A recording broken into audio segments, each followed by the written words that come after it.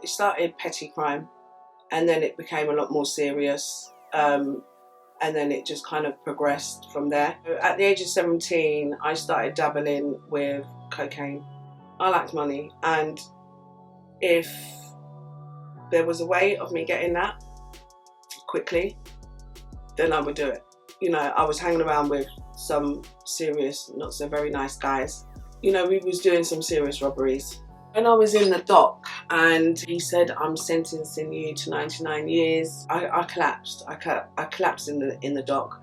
So it started with, you know, he was financially supporting me. He ended up buying me a house. There's still an investigation going on. Just put it that way. You know, I'll be honest with, you know, he sexually assaulted me.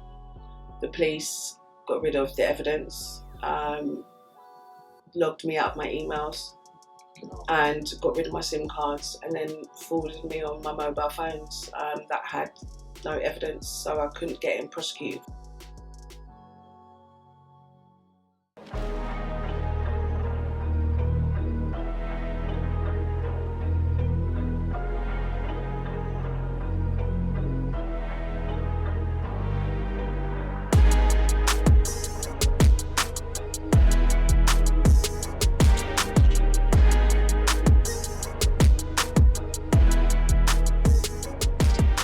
Let's go back to the start of your journey if possible. Yeah. And talk to me a little bit about sort of childhood settings, family, where you were brought up. Okay, so I was raised in Chelsea, in a high class, predominantly white area, and for me, you know, in my household, there was a lot of love. We wasn't deprived of any love. You know, my parents are still together now, but it was hard. I suffered a lot of racism.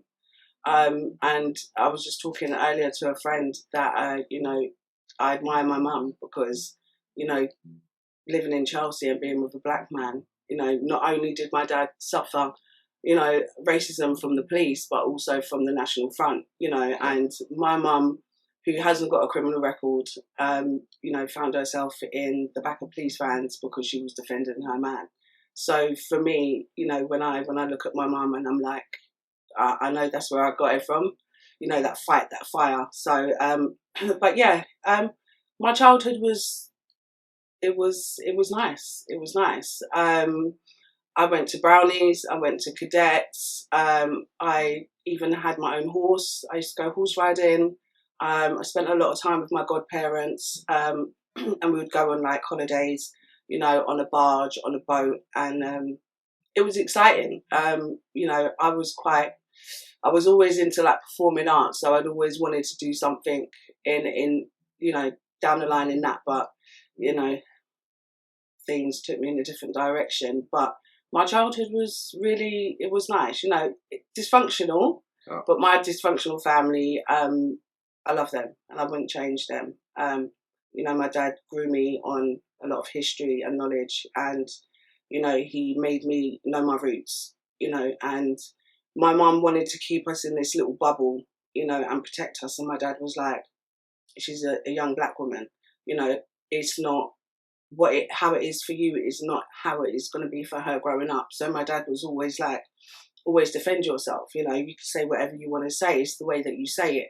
And always, you know, my dad had high hopes for me. Unfortunately, I didn't go to college. I didn't even get any GCSEs. I suffered a lot of racism in primary school and in secondary school. And in secondary school, when I was getting bullied, I actually got expelled for bringing an offensive weapon in to defend myself. So no other school would take me, and I was diagnosed with dyslexia from a young age, and I went to a private school for learning difficulties. Yet again, suffered a lot of racism. I was the only black person in there, and yeah, kind of that's when it kind of started going downhill for me, really. Yeah. So obviously some of the racism you sort of suffered pushed you away from sort of your peers, made you sort of feel like an outcast, and made you sort Yeah, I of go felt down the isolated, wrong path. you know, especially being mixed race. You know, I think there was only maybe like 3 mixed race families in the whole of Chelsea that I knew of. And it was, you know, we was classed as outcasts anyway, because, you know, you got the whites and then you got the blacks, and then, you know, where do we kind of fit in? So that was always kind of like always said to us. So I didn't know where I quite fitted in.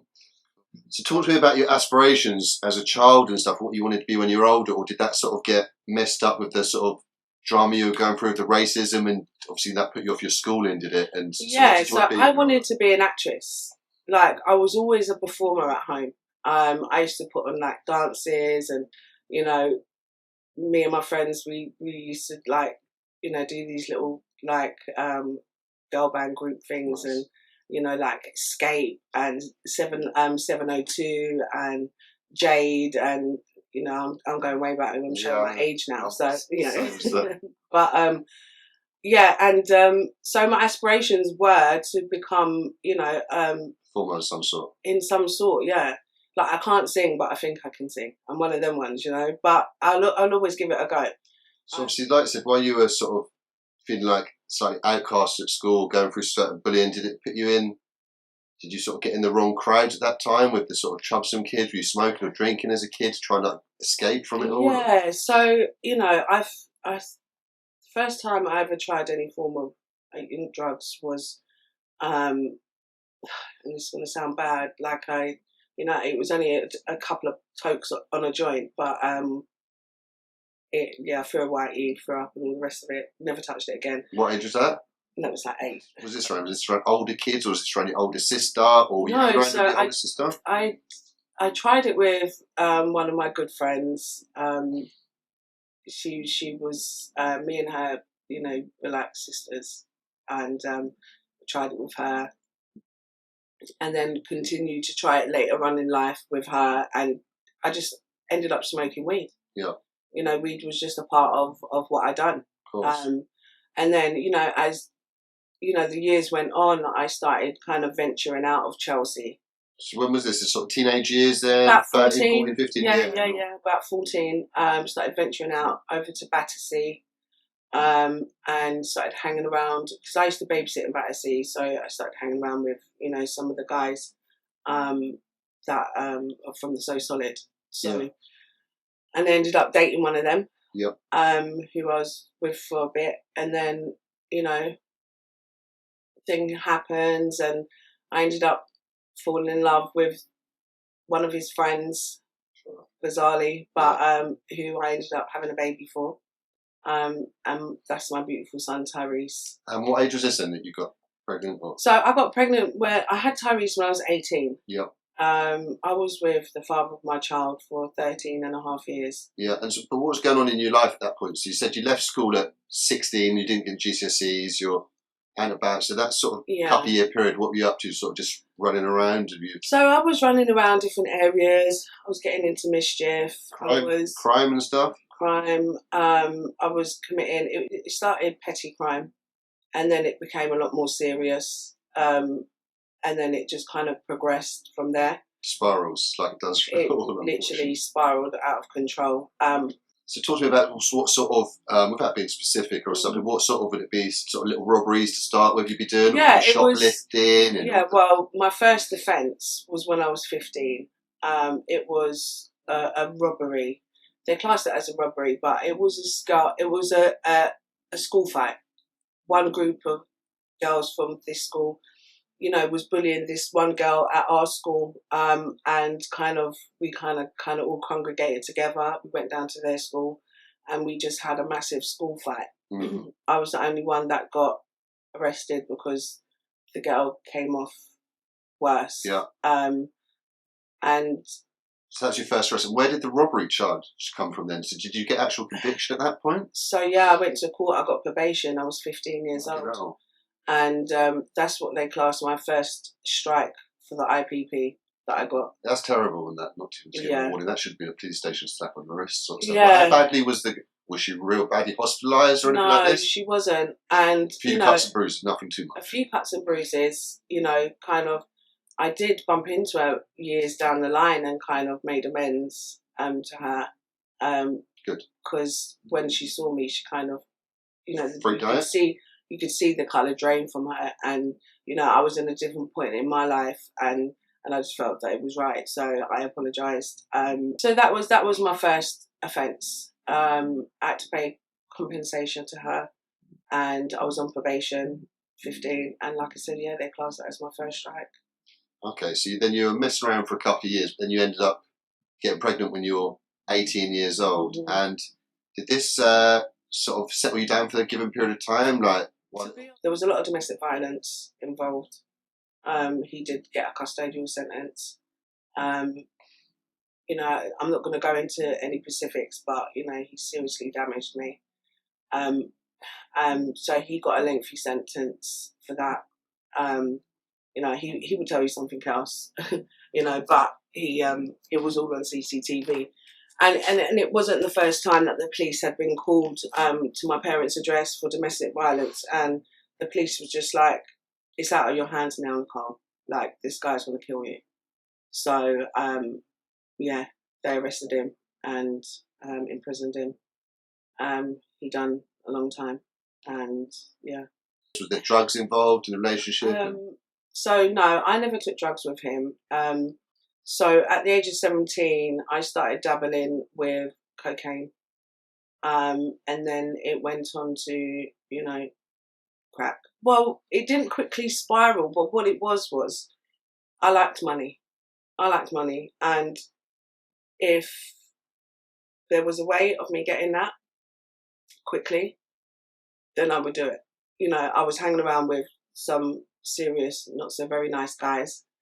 And, I was always game and up for, Nicolle would do this, Nicolle would do that. Let's call Nicolle.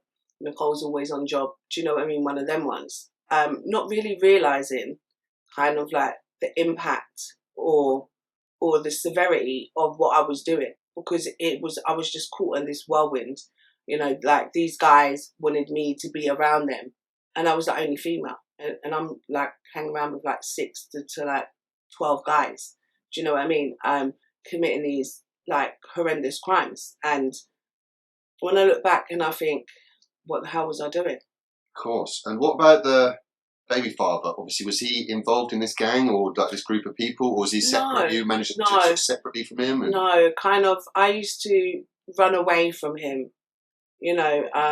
When the smoking became a problem, he would look for me in houses and he would say, like, if you let her in, there's going to be trouble, basically. Of course, he was doing all that he could from his side. Yeah, he done what he could, but, unless someone wants to change, it's impossible, especially when they're on. Right. What was he doing for work or whatever? Was he into crime or anything like this, or was he?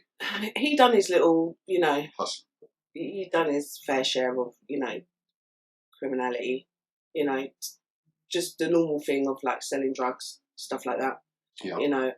Surviving. That was the in thing back, in the late 80s, early 90s.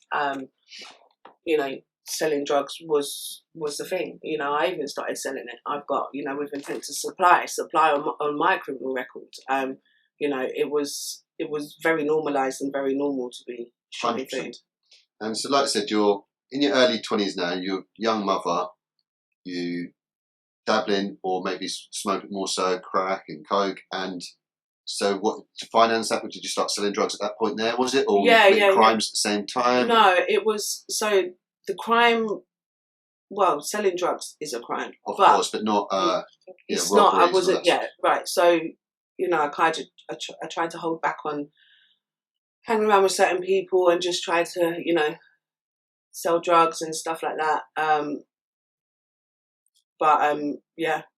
And had there been arrests throughout that period? Because you said you obviously got that arrest at 15 years old. Had you been getting arrested frequently or infrequently over the years? I've got like criminal damage on my record. I've got theft, ABH. So there was not the most serious offences like up and through that period, but there was a few constantly getting a little bits of trouble. And then when was the sort of the next serious sort of arrests and stuff, whether it be for the drug dealing and how did that come around? Like, So when I would say like the serious crime was when I, was part of, there were 7 of us. I was one girl and there were 6 guys, co-defendants, and we was doing some serious robberies on hotels, and I ended up getting a very lenient sentence for it. And that was my first encounter with Judge John Samuels. of course, but prior to this, had you been to jail or anything like this? Yeah. I got 2 years for robbery. I got 4 years for robbery, done 2 and got out. 4 years of robbery. So when was this then? This was in 2000. 2000. 2000. And that was your first time in jail. What about the drug dealing? When was that? No, the drug dealing, I got 2 years, do half. Was that your first time in jail or? No, my first time in jail was, I think I was maybe 23. Yeah. I can't remember what year it was, but yeah, I was about 23. So I'd got done for the supplying and with intent to supply. Okay, so what was the drugs? Was it? It was crack. Crack. Yeah. And how did you end up getting caught? Was it a random pull over, or was it intelligence? intelligence? Yeah, it was a random stop and search, and they found all of it on me. And what did you have? Like loads of stones and yes. Yeah, lots of 5 or 6. And so how long did you say you got on that sentence? I got 2. You got 2 for the first one. So you got 2 served 1. Yeah, because I said it was first to me. It was personal. Female. Yeah, and it was personal. It was personal. Was it actually personal? Like it wasn't, but that's what I said. Okay. I'm going to be honest with you. I've paid my debt. Yeah, of course. Do you know what I mean? So it's kind of like, and because I had a history of drug use, I think they were more lenient with people back then if you had a drug history. Of course. So, as they should be. Yeah. And so, quickly touch on that, because obviously first time in jail, that must be a big thing. So this was 2-year sentence, sent away, and where did you get sent to then? I went to Holloway. Holloway? Yeah. And that's got a bit of a reputation as a female jail. Yeah, is that one of the worst in the country? Holloway was a crazy prison. It was crazy. I'd seen Rose West in there. So that's the one insane thing, that within the female prisons, they're not separated, are you? So no, they're a normal population, they're just normal that's people. That's insane, isn't it? It's crazy. I spent a lot of time down the block because I had a thing with people that, do things to children, sexually murder, sexually assaulting children and stuff like that. Like I said, you're a fucking hero for fucking tackling these people. Not that I'd recommend you doing it in the future, because you're on license or whatever it might be, but fucking hell, hero for doing that. Yeah, I spent a lot of time down the block for that, but I felt like it was for a good cause. So I'm kind of one of them people that definitely I'll always stand up for what's right. And these people are just a normal population, and when they shouldn't be. Of course. And so what about in the male jails, drugs is a massive thing there. Is it the same in the female jails? Lots of drugs, everyone's doing same as in the answer to... Yeah. The drugs, Holloway was always flooded. I think the capacity was 1,000 women, and it was rife in there. It was rife. There was always parcels coming in. And in terms of obviously it's a tough and intimidating thing for anyone to go through. Were you scared or anything like this, or intimidated by people in there? What's bullying like in there? Or were you quite tough, stick up for yourself? No, do you know what? I'm not. It's when I say this to people that know me, people that I grew up with, know that I'm not a fighter.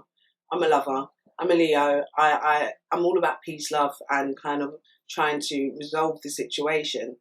I never came out of my room for 2 days when I got to Holloway, because I was shitting myself, literally, and you hear all these stories, and as soon as I came out of my room, I bumped into a friend that I grew who grew up with my mum, who ended up becoming addicted to drugs. Very beautiful woman, and I call her Auntie. And I saw her and she was like, "Oh my God, my niece." And I just felt so at ease, and I was like, right, okay, I'm going to be okay. Do you know what I mean? So kind of she introduced me to everybody, and then kind of like I started finding my feet and all the rest of it. Girls would always try it, and you know, my auntie told me that you have to defend yourself in here, otherwise you will become a target. So in terms of that, I had to. It was like survival. So I had to fight. You know, I found myself fighting people and that I didn't want to fight because I had to survive in prison and I didn't want to be bullied. I'd been bullied all my life. So for me, it was like, okay, cool, Nick, you need to do this. Of course. And I done what needed to be done. Absolutely. In order to survive in that prison. That's the worst prison that I've ever been to, apart from Low Newton. And I've heard about within the female prisons, a lot of the male officers can be quite predatory on female inmates. Did you see this? Yeah, one of the officers in Holloway, he had a bit of a crush on me, and I was red band, so I was doing the BICS. Yeah. So I'd done the BICS course, and I used to buff all the landings and stuff like that. And this officer that used to escort me to you know, to the freeze. You know, I'm walking down the stairs with him and he's trying to hold my hand and he's saying to me, "What am I saying?" That's crazy. And I'm like, "What the fuck? What do you mean, what am I saying?" You know, and he was a black officer from Brixton, you know, so kind of one of them guys there, and I was just like, no. So you didn't try and use it to your advantage, bringing you in bits or anything like this? No, that stuff weirds me out. I'm not, yeah, it weirds me out. I'm just like, no, you're in a position of, you know, care, and you're not meant to be doing that. And yeah, that's wrong. I could have easily, and you know, even in Bronzefield, where I've not long left, you know, I could have easily, but it's not my thing. Or would you serve a year of the 2 years? Was it? Yeah. Served a year, come back out. You've got your head in a much better place. Mm-hmm. Did you go out to sort of live with your parents straight away, or were you have to live in a? I moved back home. And it wasn't long until I was back using again. You know, it started with, you know, having a little drink here with the girls, and next minute I'll disappear for a week. Yeah. Like I said, you're out of jail for a couple of years before you got in trouble again from the first sentence. And what did you say the second sentence was for? Robbery, was it? Mm-hmm. And without being too specific, what was the general crime and what? It was robbery on hotels. So this was your second time in prison? Yeah. So that I've been to prison a few times, but as in terms of serious offences, that I ended up getting 4 years. Well, in the beginning, I got a 2-year rehab order. Yeah. But it got to Court of Appeal. Okay, and so what were the circumstances of the robberies? What were you guys doing? Going in there at night or something, holding up the receptionist, trying to get the money out of the safe, or were you? Yeah, so I was a lookout. I'd scope the place, and weapons were involved. Don't really want to go into too much specifics. Don't go into specifics, but so would this be hotels like country ones outside of London or something like this? In and outside of London, yeah. And so, like I said, how did you get caught? Obviously, did you get caught on the job as such, or? Yeah, no, I didn't get caught on the job. CCTV. Got caught on CCTV. Normally the CCTV would have been taken, but you know, this one time it didn't get taken, so they found out. They knew me. They had my mugshot already. Arrested, remanded. Done some more work on myself whilst I was in prison. Where did you get remanded to? Holloway. Holloway again? Yeah, Holloway. So, you know, I was becoming a familiar face. You know, they knew who I was. And obviously that initial bit of period while you were on remand, not knowing what you're looking at, that must have been very hard. Yeah, I was told to look at about 10 years. No. Yeah, about 10 years. My co-defendant has got a very, very lengthy sentence, like 16 and down to 4. So that makes it even crazier what actually happened then when it came around to the court case, and then talk to us about what happened in the court case, what you got. So what did you get sentenced to? So I got sentenced to Well, initially, I got sentenced to a 2-year rehab order. Which is insane. Insane, because I've gone guilty to a robbery. And it was armed robbery as well, wasn't it? If there's weapons involved. There was weapons involved, yeah. Yeah, armed robbery. Yeah. So to get that sort of thing way outside the guidelines, and it probably starts at about 5 or something like this, doesn't it? Something like this. Well, yeah, the guidelines, yeah, but it would have been a lot more because of, you know, the people affected and what took place. Yeah. But so I got a 2-year rehab order. And so you must have been. She's a lawyer, and you probably couldn't believe it at that point. My barrister was flabbergasted. He was like, Nicolle, this is, and it was in Blackfriars, and Blackfriars is quite harsh. Very strict court, yeah. Yeah, and so I got a lenient sentence. So you'd written a letter to the judge. I wrote a letter to the judge. But you didn't expect it to have that impact. I didn't, but it came from the heart, and I was a single parent, addicted to drugs, and needed help, and that's kind of what was in the letter.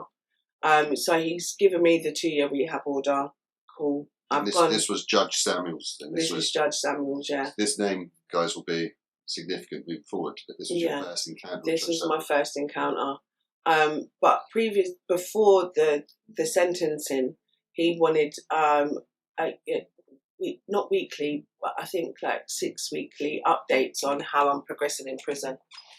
And so he seemed very keen to help me and to change my life, which in the end he did, and then not so much in the latter part of it. But so yeah, like I said, initially you got a 2-year treatment thing, so you end up being released then. And I'm on my way to rehab. I'm on my way to Southampton. I'm excited. I can't believe what's just happened to me. I'm on the train going to Southampton. To this rehab, and I get a call from my barrister telling me that basically this has never been heard of ever. So he's saying to me, you will get a custodial sentence. And I said, well, even if I complete my treatment? He said, they'll come and arrest you because, you pleaded guilty to a robbery, Nicolle. And I'm like, okay, but then I'm not going to rehab then. So I got off the train, went back to London, got my son, and I moved into a hotel just out of Chelsea. I was literally in Fulham. And then a year later, armed police at the hotel door. I've opened the door and, they've got, guns. And I'm like, listen, I will go with you. I said, my son's in there. Let me just say goodbye to him. The father of my child was in the hotel with me at the time. Yeah. So I kissed them both goodbye, and I got in a police van and they took me straight to Holloway. I said to them, what did I get? And they said I got 4 years. Oh, so you didn't even actually know what you... I didn't know. Because you've been literally on the run, not in contact with anyone. No. You didn't know what the sentence... Yeah, didn't know what the sentence was. So 4 years, and I thought, fucking hell, because that was the longest sentence that I'd ever got. So like prior to the initial sentencing, when you got the 2-year rehab, how long had you been on remand for? I think maybe about 10, 11 months. So fucking, would that get taken off the 4 years? So, so then you don't have to know, so you had to basically serve 2 with good behaviour of the 4. Yeah. So I had to do the 2. And but they put me in Low Newton. After a couple of months you got moved there? Yeah, I was in they from Holloway they sent me to Send. And I was, getting drugs on visits, and I was trying to. What I was trying to do was So is that personal, or were you actually selling them in the jail and stuff like this? Well, or there was any trouble? There was a few girls that I. In order to finance your bit. Yeah. So ended up having a fight with one of the girls, and. Owed you money, or? Well, no, I didn't know her, but she'd grassed me up and I was put on closed visits, and I wasn't able to see my son in person. It was on closed visits, so I was upset, as you can imagine. Ended up having a fight with her, and then the next day they shipped me out to Low Newton, Durham, Newcastle. Fucking hell! Yeah, so that must have been. Obviously, there's no chance of any visits or anything like that at that point. It's fucking 6 hours. I didn't see my son for 2 years. It's fucking hell. So you did up there the whole time. And that must have been extra tough then, especially because obviously.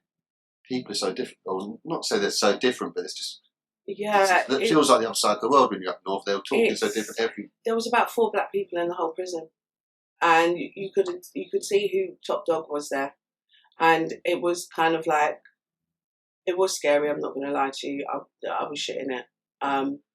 But yeah, again, it's survival mode you go into. And I remember a group of girls coming into my room and trying to bag me up, and I had to just take set on the biggest one there, and I just knocked her out. I had to, like, because these girls, you can't, they're not girls that you play with. Do you know what I mean? So for me, it was like, go for the biggest one, and then obviously everyone else will fall in line. Yeah, I think the female jails are a lot worse in terms of the bullying, intimidation than the male jails.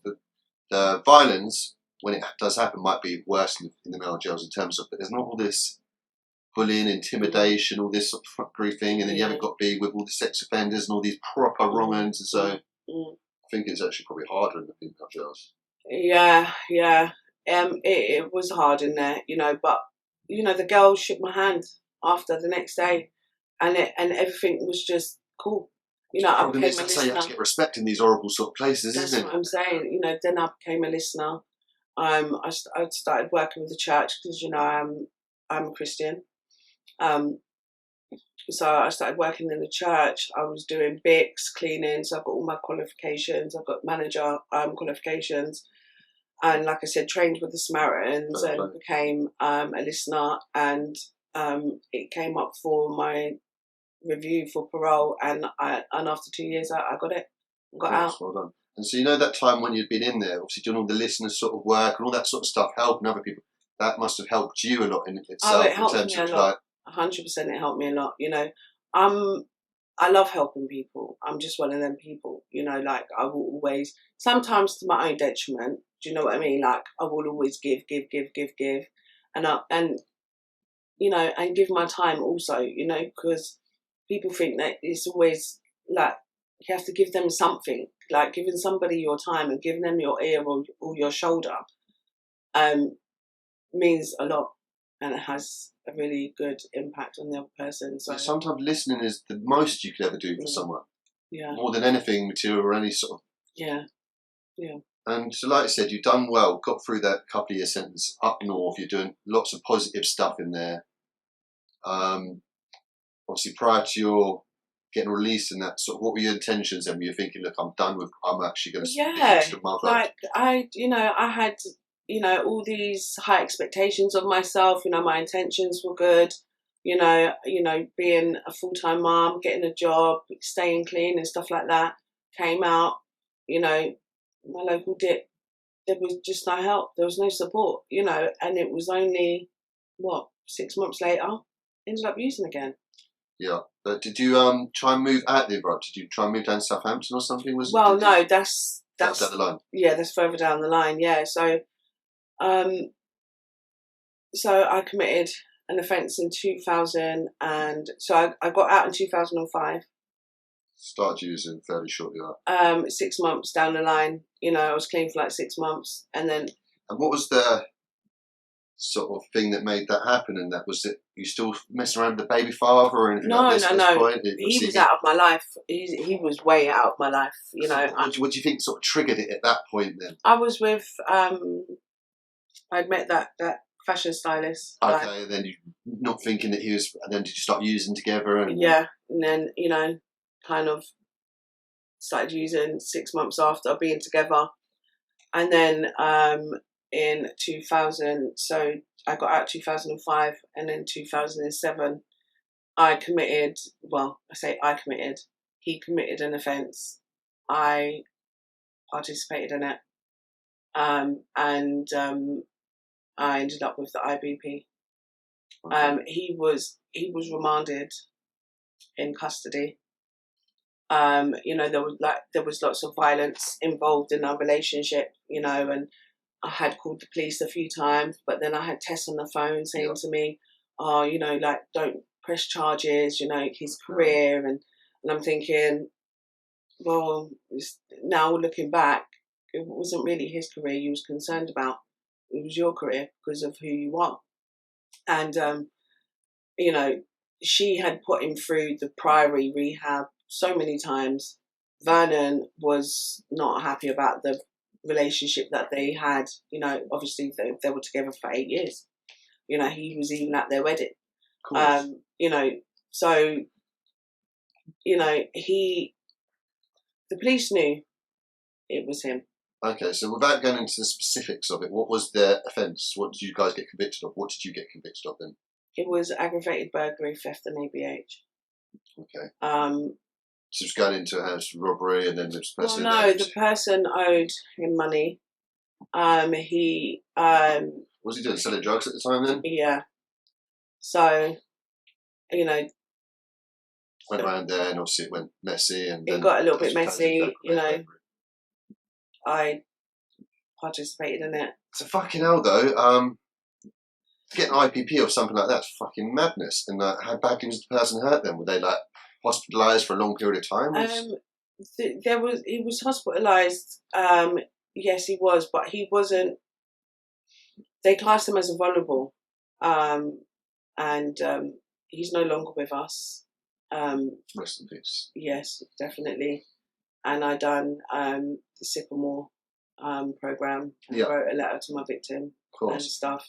And so you've ended up in court then for this offence. 2005, 2006 was this? 2000. I got arrested 2007. Okay. And remanded then, again, same story, remanded Holloway? Yeah.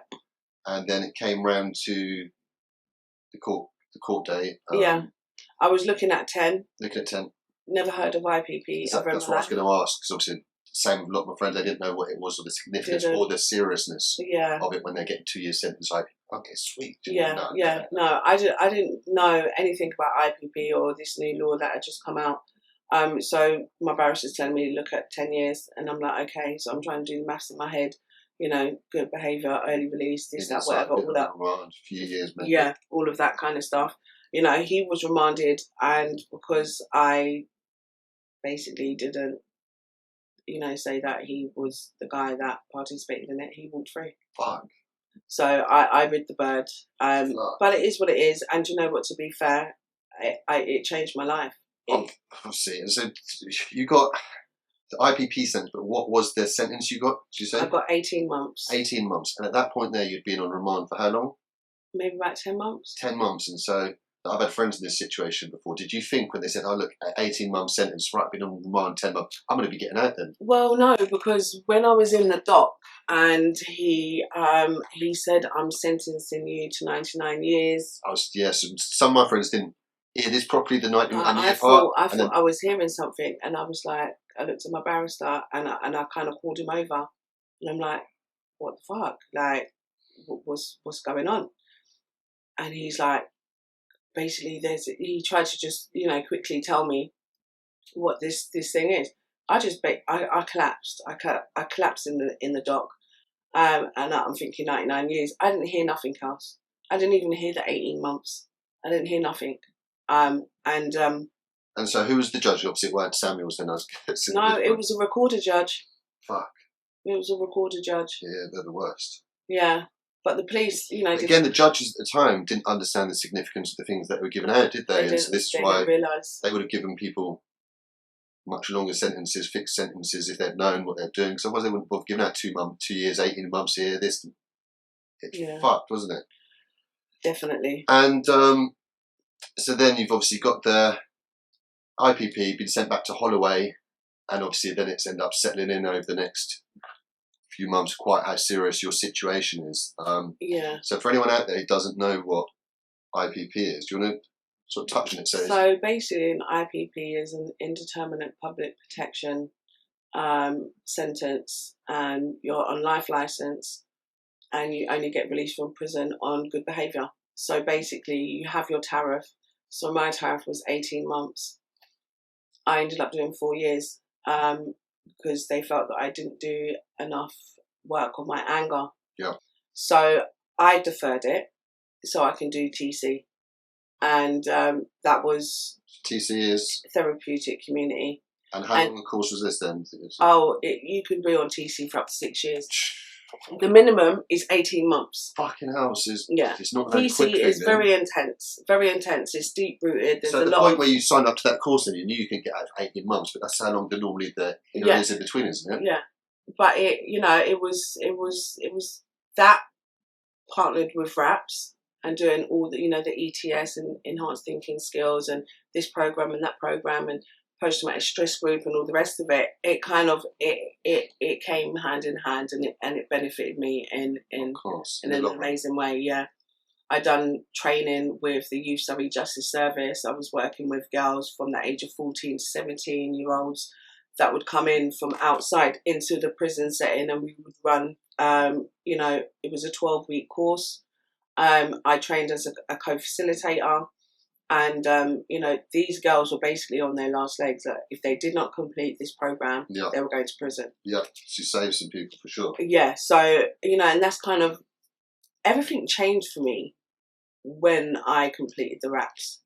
And then kind of, in terms of like, post-traumatic stress and trauma and stuff, TC solidified everything. Yeah. So it was like, I was in a whole different place, and the world just looked in a whole different, in a different way to me.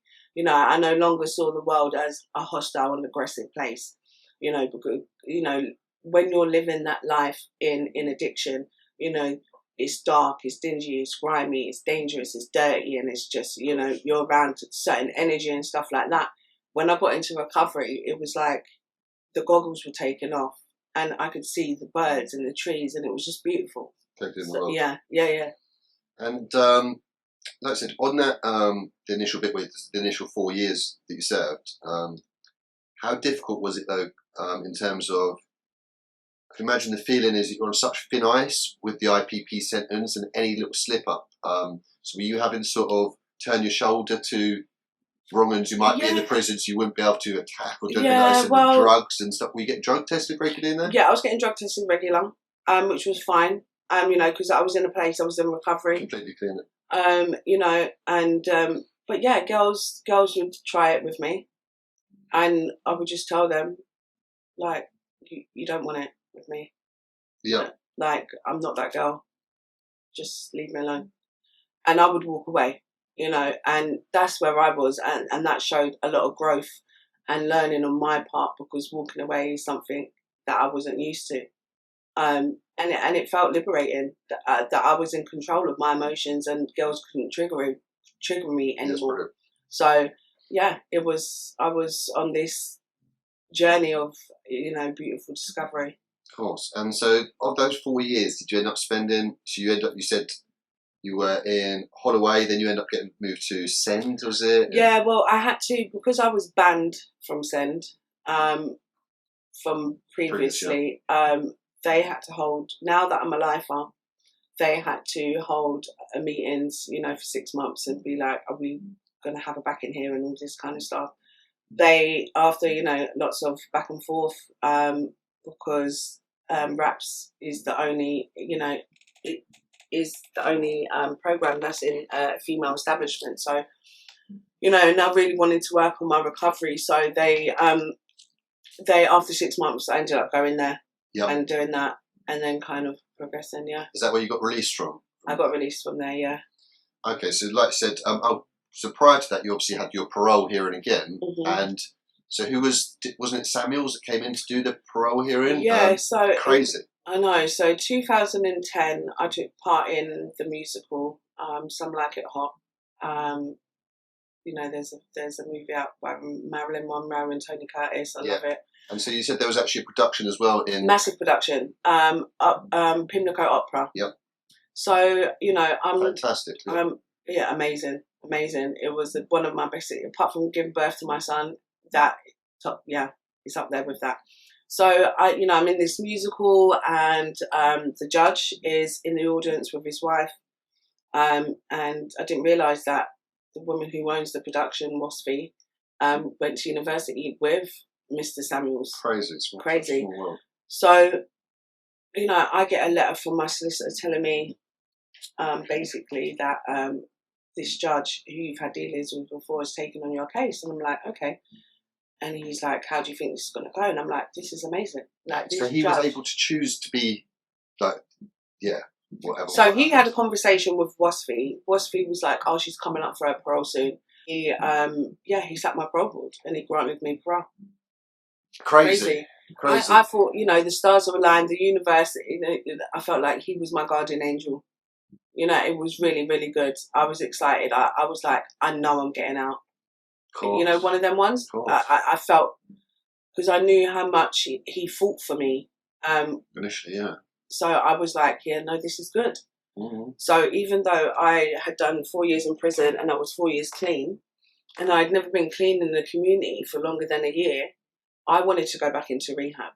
So I explained to the panel that, even though I'm 4 years clean, I've never been clean in the community. It's great for you to be so honest. It showed such intent. Yeah, well, I wanted to give myself a chance. So, they were all for that. So they done the referrals, they got the funding. I got out in 2011. I've gone to rehab, smashed it, done really well. Ended up meeting this guy, fell in love. In the rehab? In the rehab. And so, because they normally advise against this, don't they? But yeah, it was a no-no. I got in trouble for that. Okay.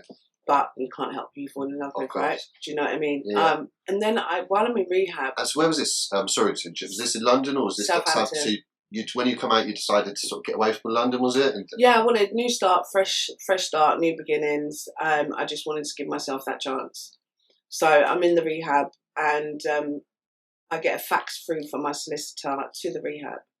And he says that the judge, Samuels, has contacted him and asked him if I would be an ambassador for the Prisoners Education Trust, which funded my counselling diploma in 2009 whilst I was in Send.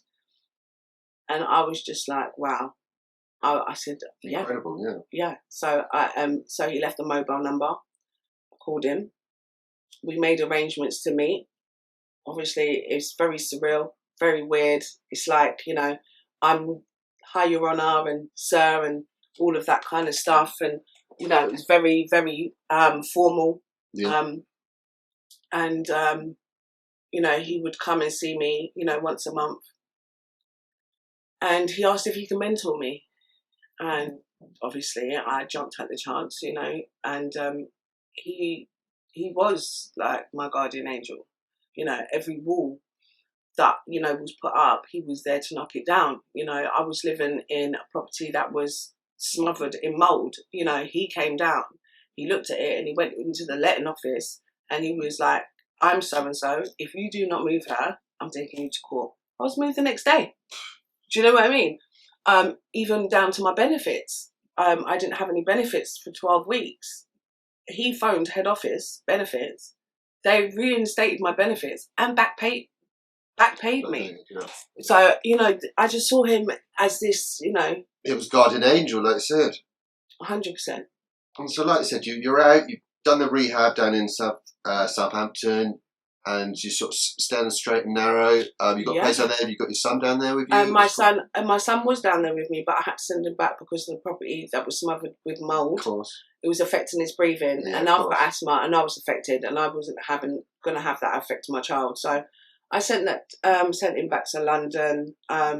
So I started working with an organisation called Society of St James, and it was run by an ex-offender, an ex-alcoholic, and I started running groups with him. He had heard about me. He'd never heard of a female IPP before, so he was keen to work with me. He opened so many doors for me. We was running groups in the same probation office as my probation officer with ex-offenders.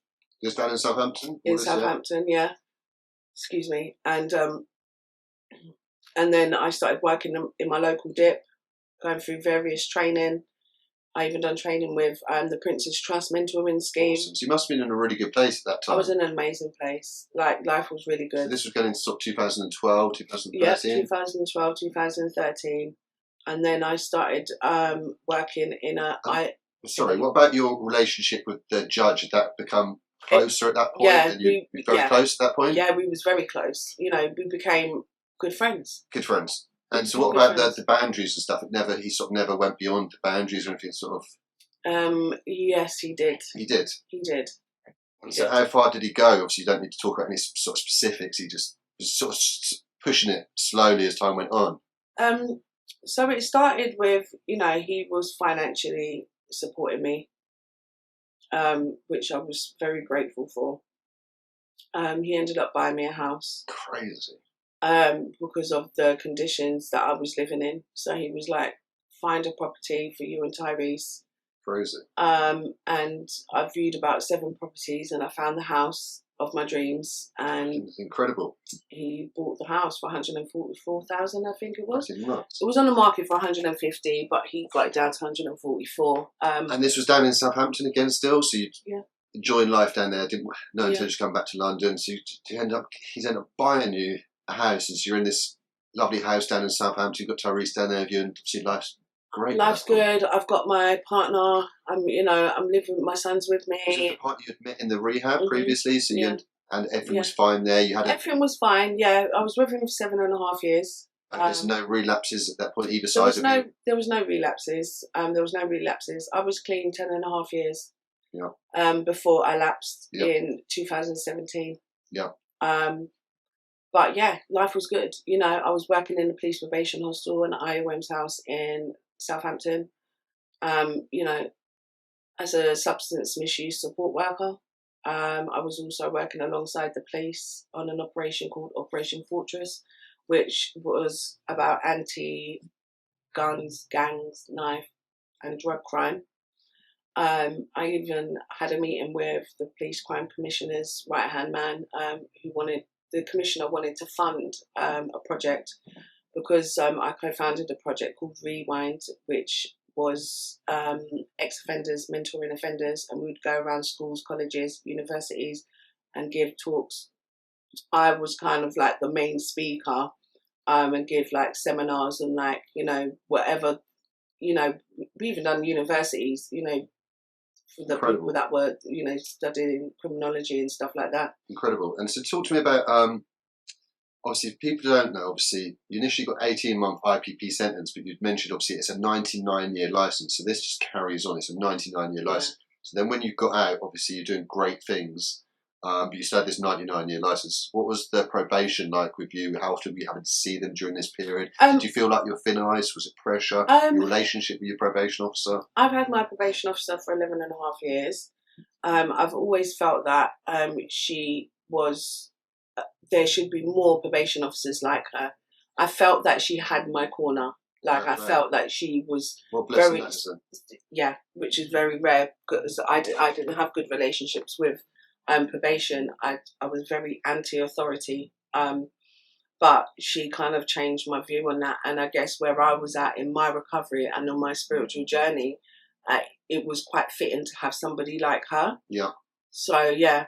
Of course. Yeah. And so like I said, so sort of 2013, doing great work, 2014, and so what was sort of going on for these periods here as you carried on in the right so path? I was, what sort of led to the relapse or things going wrong in 2017? Yeah, so I was in college. I was doing my level 3 diploma in health and social care. My partner became very ill. So I started pulling back on college. I ended up giving up my college placement and became his full-time carer. He had a very rare disease called scleroderma and a mixed connective tissue disorder. He was bedbound sometimes, housebound, and and the judge wasn't happy about it, to the point where he was like, this guy's no good for you. He's making, he's everything that you're working towards, he just didn't like him, just to be honest. Next man in the house. Yeah, so... but what about so when was it that you said that he started getting really ill? What sort of year was that, roughly? So he started getting ill about 2015, 16. And what about, obviously that must have put you under a lot of stress and pressure and stuff like this. Do you think this is what ended up sort of getting you off your path, maybe? No, so, I was kind of staying at home a lot, looking after him, and, I was still trying to balance my work life in the IOM's house, but you know, I was pulling back on my days and stuff like that, and I wasn't doing everything that I should have done, and I wasn't going to like NA meetings or anything like that. And then, you know, the judge kind of, he saw that things were spiraling as such. Was this yeah, judge? When you say the judge Samuels? Yeah, Samuels. Yeah. So he so passed this is his crazy. He's place still too. living in his house at this Yeah, point. yeah, but he passed his place. He, you know, there is. And he was sending you money regularly and stuff like this as well. Yeah. There's an article on the Mail on Sunday. The link will be in the description, guys. Yeah. Crazy. So, yeah. So you know, there is. I don't know how to word it, but you know, there's still an investigation going on. Just put it that way. You know, I'll be honest with you. He sexually assaulted me. The police got rid of the evidence, logged me out of my emails, and got rid of my SIM cards, and then forwarded me on my mobile phones that had no evidence, so I couldn't get him prosecuted for sexual assault and misconduct. You know, so also Hampshire Police, they were saying that it was protocol that they dispose, and I said, no, it's not. I'm a victim in a sexual assault case. You can't dispose of my belongings. It's my personal belongings that I gave to you for you to seek the evidence that you need to prosecute this guy. So what sort of year was this? Because obviously it must have been so difficult for you to do. Obviously you're living in his house, and yeah. So I moved out of his house December 2016. Why? Because of him. Yeah, because he groped me and thrusted his lower part on my body and kissed me on the lips. So for me, it just weirded me out. And of course, naturally, he was doing it. He was doing it whilst my partner was upstairs in the bedroom. So you know where he owned the house, did he feel like he could come round and see you whenever you wanted, and it's sort of the boundaries were completely fucked? I used to cook him meals at the house. So he used to pop round regularly? Well, he would come round, we would go out regular. So it started off monthly, very formal meetings, and then over the years we became really good friends. And you know, touchy feely, and then yeah, you know, I would greet him with a hug and a kiss on the cheek and stuff like that. And then it you know, a couple of times like he would put his lips on my lips and I'm thinking, yeah. And obviously when he's giving me a hug, he's like groping my bum, and I'm thinking, what the fuck? Yeah. You know, and I'm thinking, I can't say nothing because my partner would lose his mind. And it would have just got very messy. So I felt like I had nobody to talk to about it. I couldn't speak to anybody about it. So did that contribute to you starting using again because of the sort of shit you were going through and you didn't know what to do? So in January 2017, I self-harmed. I'm not a self-harmer. And where did you move to? Because you'd obviously left his place. I moved in with my partner. Where? Southampton. In Southampton. Yeah. He had his own flat in Southampton. So I moved in with him, and I self-harmed. That didn't do for me what I wanted it to do, which was to take away what had just happened. Yeah. And in February, I relapsed, and I was recalled by the May. Fucking hell. So obviously with stuff like crap, things spiral. In a couple of days, things can be back to whatever. To be fair, I only used 3 times because, you know, I just didn't want to feel what I was feeling. Well, fair play to you for still managed to keep some sort of grip on it. I tried to, but it was very difficult. So what ended up leading to your recall in May? Was that failed drug test, or did you end up committing some crimes in order to finance the drugs? No, so you know, there was inconsistency, so I was rebooking probation appointments. You know, my behaviour was very turbulent, and obviously they'd seen me be like that, and now all of a sudden I'm like this. You know, probation were very concerned, and then you know there was malicious intel that I was apparently selling drugs. There was an altercation outside my partner at the time, his house.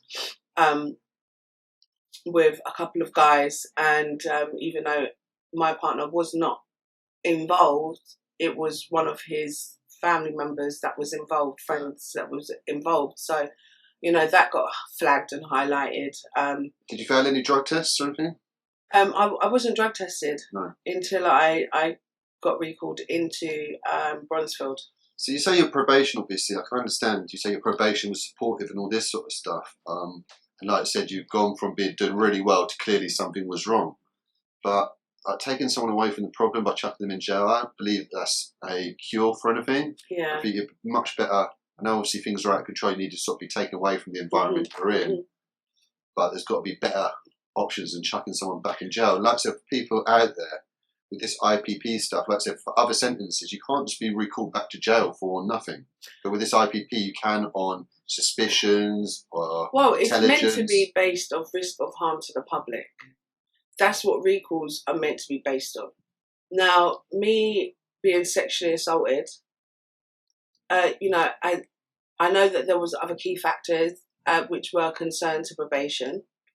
And to be fair, I'm kind of one of them people that, I believe that everything happens for a reason. Of course, take positives. So when I got recalled and I sat my parole, I think it was 13 months later,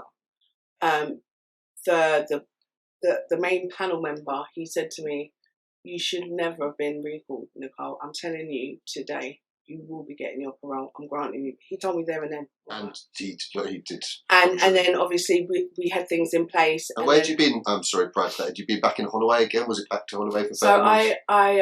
no. Holloway closed in 2016. Okay. So I went to Bronzefield. From Bronzefield, I went to Send, and I done they call it stepping stones. Because I'd relapsed, even though it wasn't a full-blown relapse, it was a relapse. I thought, you know what, let me do some more work on myself. So I applied to go to Send. I'd done a stepping stone. So Send as far as jail goes, is it quite a positive jail in terms of they do lots of good stuff there? Send is, I advocate for Send. Send has got so many forms of rehabilitation. They even set you up with employment. They train you. Who are there to help. 100%. They train you while you're in prison. Well, shout out to everyone there then, because there's not enough good places. There's not. And they train you, and then you have your interview while you're in prison, and when you leave, you've got a job. There's not. They don't have that in Bronzefield. Yeah, was there anyone that sort of particularly helped you while you're in there? Just a lot of people? Just the counsellors. There's a lot of staff members in Send that knew me previously. When they knew that I was on the bus coming, they was confused. So I had governors, SOs and POs and members of security come down to reception, and when I got off the bus, they were like, "What? Nicolle, what's happened?" And when I told them, they were like, "Right, listen, we're taking you straight down to J Wing. We're not putting you on main population." Yeah. Yeah, so they took me down to the good wing. And then before you knew it, I was on ENF, which is semi-open. You've got locks on your door. You can come out of your room. It's just, it's a little bit like chalets. Yeah. And sort of decat sort of like. Yeah. It's the open department. Yeah, it's the open it's a semi-open prison, but ENF was the open. Yeah.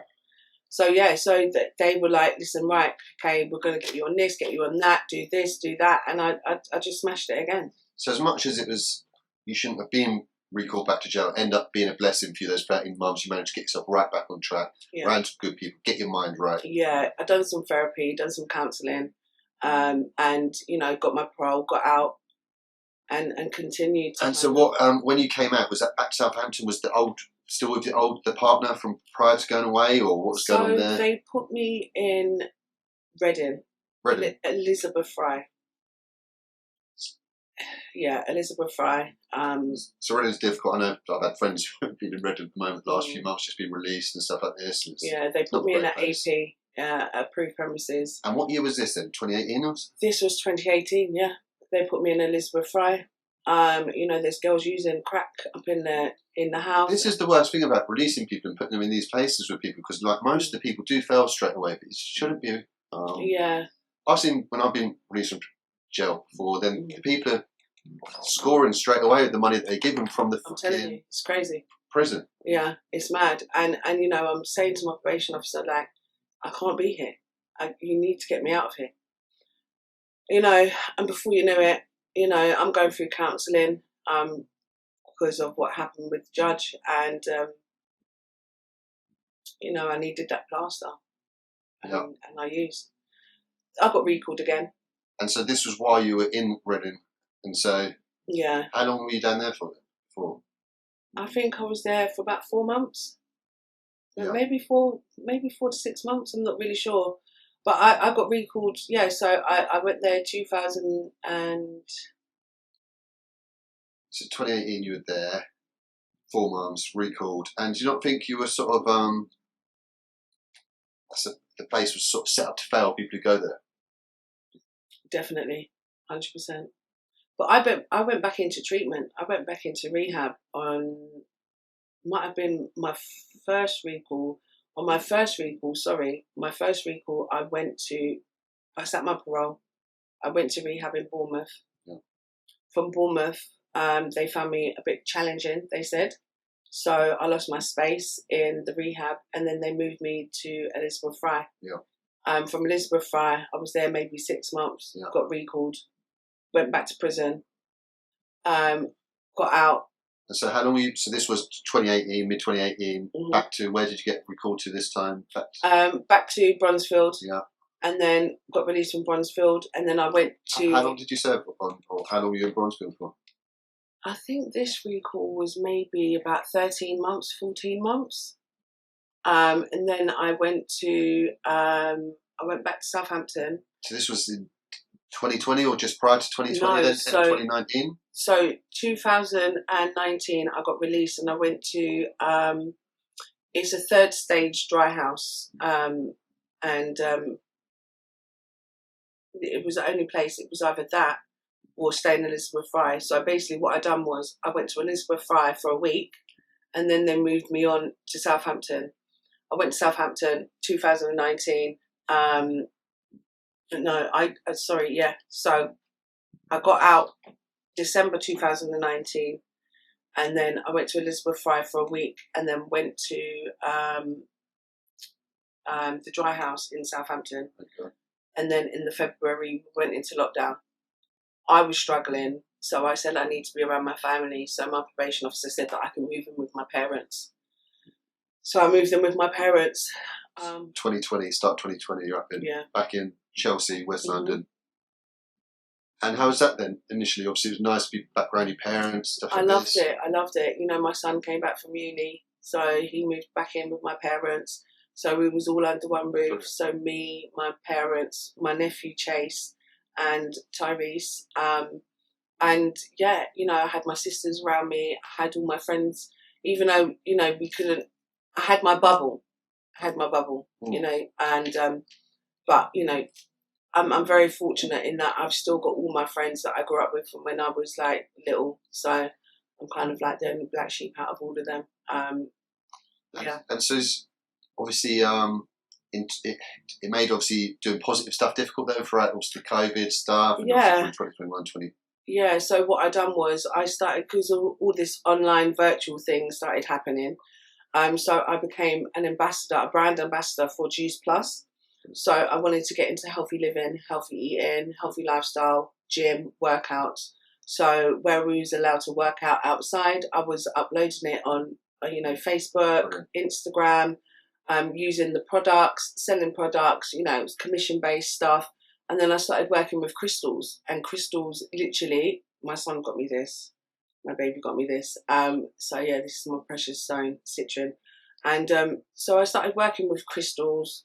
I was intrigued about herbalism and essential oils, and I'm working with crystals and what properties they had and stuff like that. Brilliant.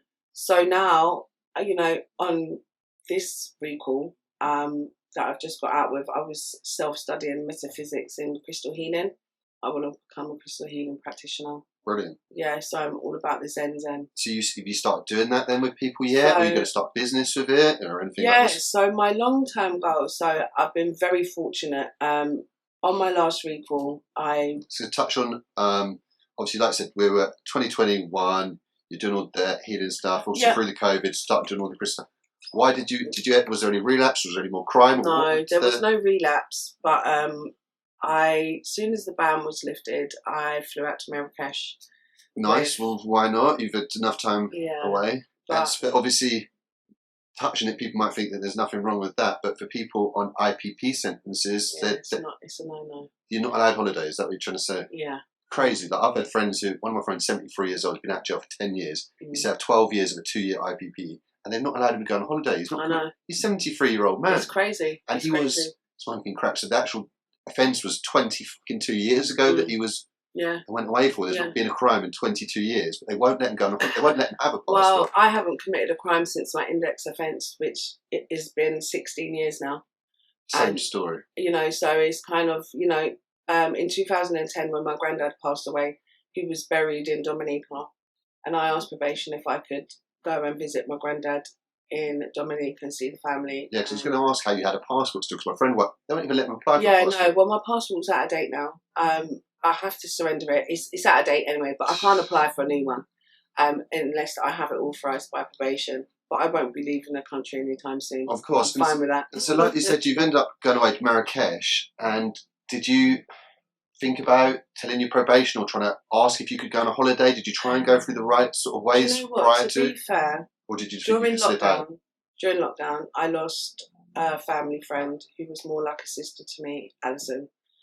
She was battling cancer for 15 years, and her mum died of COVID. As soon as her mum passed away, within a month, Alison was in hospice. I spoke to her on the 17th, and I believe she was gone by the 20th. So there was a rapid decline, and she just gave up. And, you know, we also lost a family friend, Chad, who died of sickle cell cancer. He has sickle cell trait, and he's got an organisation called Bun Cancer, which he spreads so much awareness. My son has sickle cell trait. So, you know, I've been on to Tyrese about getting checked, and this cancer is prone to black males with sickle cell trait. Yeah, I've got a couple of friends. Yeah, so I had 2 losses during lockdown with the no further action letter from the police. You know, the police getting rid of all my evidence. I felt like I was on the verge of a breakdown. And I kind of relayed this back to probation on most of my appointments, that I was on the verge of a breakdown. You know, I felt like I was going to use, but I didn't want to use, you know, and I was just battling with myself internally. And as soon as the ban for flying out was lifted, you know, my friend's partner, she was like, listen, you know, he's flying out to Marrakesh on business. Why don't you go with him? Go and take a break, come back, and then get back on your A game and do what you need to do. Sorry, cramp. So yeah, so that was my story. I flew out to Marrakesh and I got recalled for it. So how long did you? What, a couple of weeks, a week out in Marrakesh? No, a week. Week. Yeah. Came back, and how did they find out that you had been? I'm not really sure, to be fair. I'm not really sure. I was always, or it would just flag up, obviously. Yeah. I'm not really sure how they came to know about it, but when I got called into the office and I was asked, I was honest. I said, yeah. You know, absolutely crazy. So, like I said, you come back, and what's like a month or 2 later, you've been called into probation. They said, look, you've gone away on holiday. He said, yeah, look, I admit it, I did go away. I was in a bad place. I needed a break, but I've come back in a much better place. And yeah, you still got fucking recalled for that. Was that the probation, or was that just something that was part of the sentence? Was it the probation officer herself? It was. She took it to her manager. She took it above, and they had a meeting about it. And yeah, like the stuff like this is insane. Like I said, the previous time, like there might be warning signs, there might be trouble stuff, but to recall you for going on holiday when you're actually in the all right place in your mind and you're doing lots of positive stuff, you've been clean for however long, is fucking crazy. Yeah, and that must have been heartbreaking then too. It was heartbreaking, but you know, as soon as I got that phone call, because I was actually in the middle of getting my nails done. I had a Halloween party to go to. Yeah. And fancy dress, and so I was getting my nails done. I just picked up my nephew from school. My sister came down to the nail shop. I was with my friend, and I was getting my nails done, and I got a phone call, probation, and she was like, oh, and I'm like, hi. She's like, I've just come back from annual leave, and you should have been picked up 2 weeks ago. Like, there's a warrant out for your arrest, and I'm like, what? She's like, you're getting recalled. And I just burst into tears, and I was just like, why? Do you know what I mean? And but do you know what? There's a silver lining. Silver lining is, what I took from this sentence, this recall, again, I work in a rehab, twice a week. There's, I'm in the middle of doing my crystal healing diploma, which was funded by the Hardman Trust. They awarded me £980. My laptop's arrived. I can now study. I want to become a crystal healing practitioner. I've spoken to my manager from Steps to Recovery. He wants me to take on more time. Yeah. He wants me to implement what I want to implement into the therapeutic core day in the rehab. If I didn't get recalled, the people that I've worked with, the lives that I've saved, wouldn't have been able to happen. Well, shout out to yourself, especially for looking the positive in every situation, and yes, allowed you to sort of get the most out of it and be where you are now in such a positive place. But you shouldn't be. It's there sad. shouldn't be any more of this in the future. This is it's sad that we're kind of stuck in this rut as IPPs. And how long did you serve then of this last recall? 15 months. So you served 15 months of going away on a fucking holiday. Absolute fucking. And it wasn't even a holiday that I enjoyed. Yeah. Just want to put it out there. Get away. It was just to clear my head. Decompress. Because I didn't want to go in self-destruct mode. And I know myself and I know my body, and I was becoming very run down. And, I was in such a place of zenness, and then kind of, it was conflicting because I had all these unhealthy emotions, and then, meditation and prayer which was keeping me balanced. Yeah. That was the only thing. So, like I said to you, shout out to yourself for finding the positives in such a difficult situation. And I think it's disgraceful that the IPP sentences can't be resentenced. I'm not asking people to be just take these people off. A lot of people are in vulnerable positions, in bad positions. Yeah. Resentence these people and actually give them a finishing line. The problem is, without a finishing line, it's so fucking hard to live life. It is. It's like we're walking on eggshells constantly. 99% of people, they're not like you, so you're dealing with it a lot better than most people. A lot of people it breaks, and there's a lot of people that can't ever get out of jail because they can't even go through the hurdles to go through it. It's only the sort of old, more mature people that can actually get through it. Well, we've just lost another IPP. Somebody killed themselves in Colding. And so for people who don't know, the stats on suicides in IPP prisoners is absolutely insane. It's crazy. I don't want to say it offhand, don't guess, but I think it's over 70 people in IPP sentences have killed themselves in prisons, which is absolutely insane. We'll actually get the stats to come up on the screen. Yeah. But Ungrip, Donna, what she's done, and the awareness and what she's continuing to do. She lost her brother to suicide, and she started Ungrip. And so what's her brother called? I can't remember his name. I think it's something Nicolle Still. It was I've been reading about it. Yeah. So that's what I was going to say. Shout out to yourself for coming and doing this today. Yeah. The best part of this, obviously, is to bring awareness 100% to the public of the IPP sentences. Because 99% of people out there haven't got a clue what an IPP sentence is or what people have to go through. And like I said, just getting ahead of people. Nicolle just went on a week holiday to try and clear up and got a 15-month recall. That was fucking disgraceful. And you're still an IPP prisoner, still got this license, and so still treading on eggshells on thin ice. Yeah. And got to abide. And the problem is in life, everyone has like weak points and warning points and stuff where they're more vulnerable. And the problem is when you've got someone sort of analysing you and stuff like this about what could happen and all that, it's I can only imagine the sort of stress because half relate in the sort of when you're down or something like this. Yeah. If you do anything slightly wrong, you're gone.